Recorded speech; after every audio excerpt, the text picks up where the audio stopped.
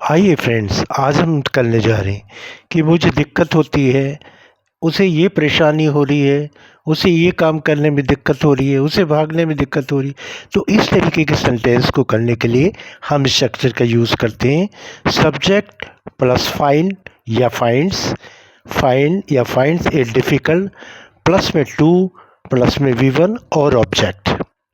मुझे दिक्कत होती है, मुझे परेशानी हो रही है, ऐसा करने में दिक्कत आ रही है।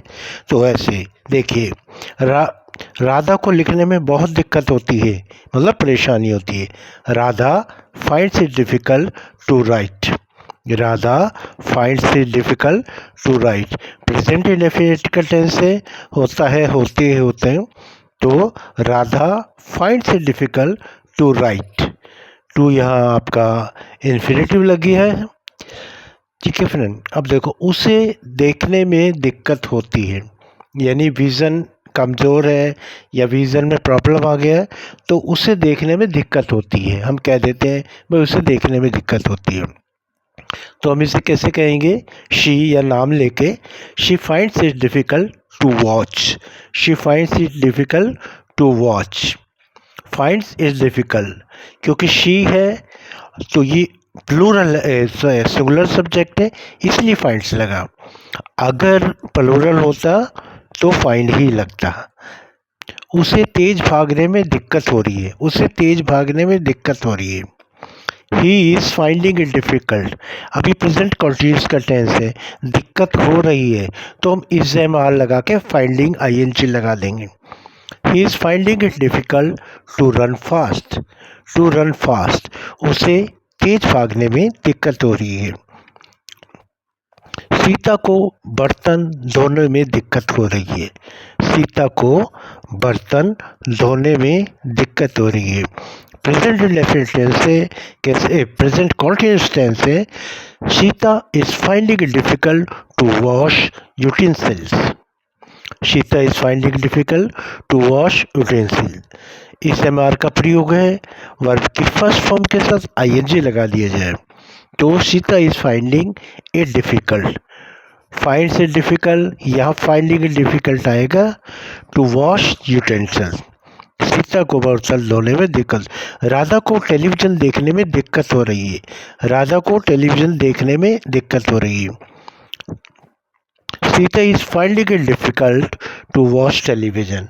यहाँ राधा आना है फ्रेंड, तो Radha is finding it difficult to watch television. Right friend, ये प्रेजेंट कॉन्टिन्यूअस टेंस है, इसलिए सीता इज़ फाइंडिंग डिफ़िकल्ट। क्या आपको पढ़ने में दिक्कत हो रही है? क्या आपको पढ़ने में दिक्कत हो रही है? Are you finding it difficult to read? Are you finding it difficult? Interrogative question है और इंटेरोगेटिव का सेंटेंस है और प्रेजेंट कॉन्टिन्यूस का। इस MR पहले आ जाएंगे। राम को वहाँ जाने में बहुत दिक्कत हुई। अब ये पास्ट इंडेफिनिट टेंस से पास्ट के बारे में बता रहा है। तो Ram found it very difficult to go there. Ram found it very difficult.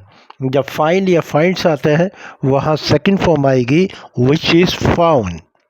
Ram found it very difficult to go there, क्योंकि ये पास्ट इंडेफिनिट टेंस है, तो इसमें राम को वहाँ जाने में बहुत दिक्कत हुई। Ram found it very difficult to go there. ठीक है फ्रेंड, तो इसमें पास्ट इंडेफिनिट टेंस का हुआ। अब हम क्या देख रहे हैं? अलग अलग टेंसेस में इसको बना रहे हैं। टीचर को बोलने में बहुत दिक्कत हो रही थी, ये पास्ट कंटिन्यूस का है, वाज वर आएगा और वर्ब की फर्स्ट फॉर्म के साथ ING लगेगा। देखिए, the teacher was finding it very difficult to speak. Finding it very difficult to speak, teacher को बोलने में बहुत दिक्कत हो रही थी।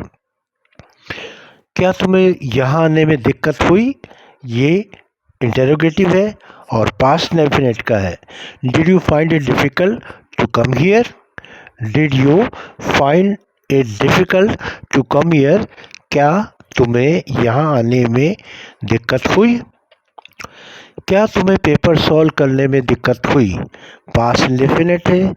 डिड यू फाइंड, डिड है, क्योंकि इंटरोगेटिव है तो डिड पहले आएगा, हेल्पिंग वर्ब पहले आएगा और फिर सब्जेक्ट आएगा। तो did you find it difficult to solve the paper?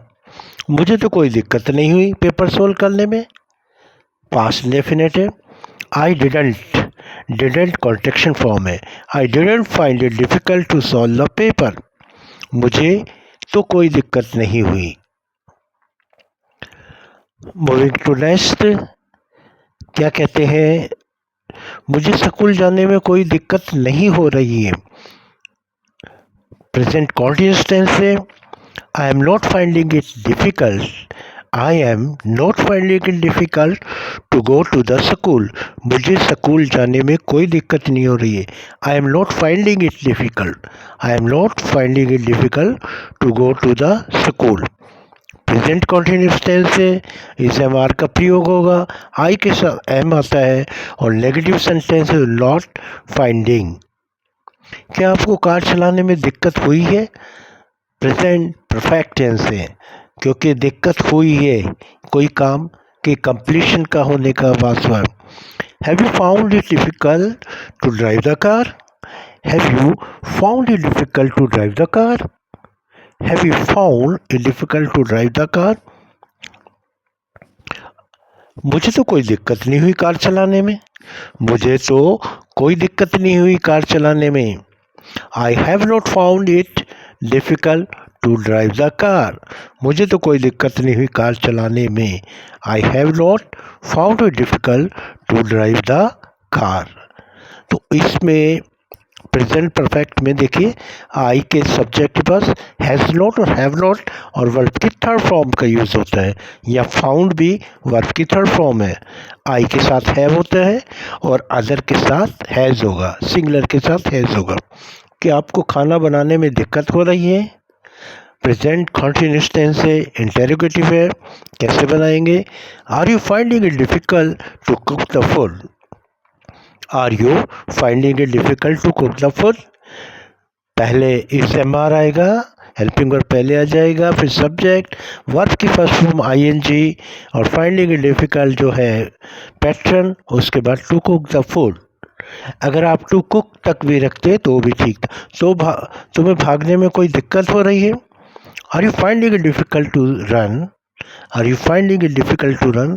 क्या तुम्हें भागने में कोई दिक्कत हो रही है? क्या तुम्हें भागने में दिक्कत हो रही है? One and the same thing.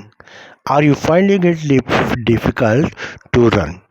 Are you finding it difficult to run? क्योंकि प्रेजेंट कॉन्टिन्यूस है, इंटरोगेटिव सेंटेंस है, वाक्य वाले सेंटेंस है जिसमें पूछा जा रहा है। तो are you finding it difficult to run, तुम्हें क्या भागने में दिक्कत हो रही है? Thank you friends.